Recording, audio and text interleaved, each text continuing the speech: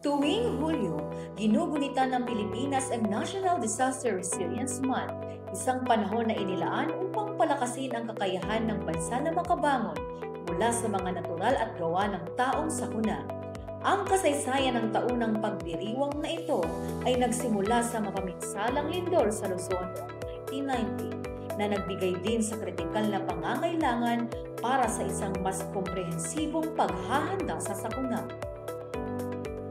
Ngayong 2025, buong Rehiyon 12 ay nakikisa sa pagdiriwang ng National Disaster Resilience Month sa tema, Kumikilos, kayang umaksyon ng mamamayan, isabuhay ang kahandaan ng bawat isa para maging ligtas sa oras ng sakuna, para sa kahandaan, kaligtasan at katatagan. Sa pangunguna ng Regional Disaster Risk Reduction and Management Council 12, at sa pamamagitan ng Office of Civil Defense 12, matagumpay na naisakatuparan ang mga sinusunod na mga aktibidades. Formal na sinimulan ang selebrasyon sa pamamagitan ng isang kick-off press conference noong ika-1 ng Hulyo taong kasalukuyan na dinaluhan ng mga miyembro ng RDMC at kinatawan ng media. Tinalakay dito ang layunin ng NDRM, mga aktibidades sa buong buwan, at mga inisyatibong isinusulong ng iba't ibang ahensya para sa disaster resilience. Kasunod nito, ang pagsagawa ng NDRM 2025 Real Resilience Video Contest na nilahukan ng iba't ibang estudyante mula sa iba't ibang institusyon. Noong ika-5 ng Hulyo, isinagawa ang masayang Run for Resilience na ginanap sa Tacurong City sa pakikipagtulungan ng City DRRM Council ng Tacurong. Ang aktibidad ay naglalayong isulong ang advokasya ng kahandaan sa sakuna sa mas masiglang paraan na nilahukan ng mga mamamayan mula sa iba't ibang sektor.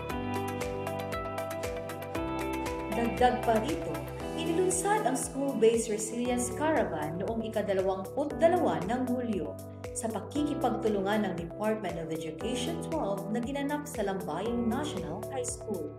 Layunin itong bigyan ng sapat na kaalaman ng mga kabataan tungkol sa mga bantang panganib at tamang paghahanda sa sakuna sa pamamagitan ng interaktibong mga leksyon at pagsasanay. Isinagawa naman ng one-day DRRM orientation para sa mga media practitioners at information officers noong ika-28 ng Hulyo. Binigyang diin dito ang mahalagang papel ng media sa pagpapalaganap ng impormasyon at paghubog ng kamalayan ng publiko sa panahon ng kalamidad. Kaagapay ang DOST PHIVOLCS. Isinagawa ang PHIVOLCS InfoPress noong ika-29 ng Hulyo na kung saan tinalakay ang mga geological hazards tulad ng lindol at pagputok ng bulkan at mga hakbangin para sa kaligtasan. Layunin nitong itaas ang kaalaman ng publiko tungkol sa mga panganib sa kapaligiran sa pamamagitan ng agham.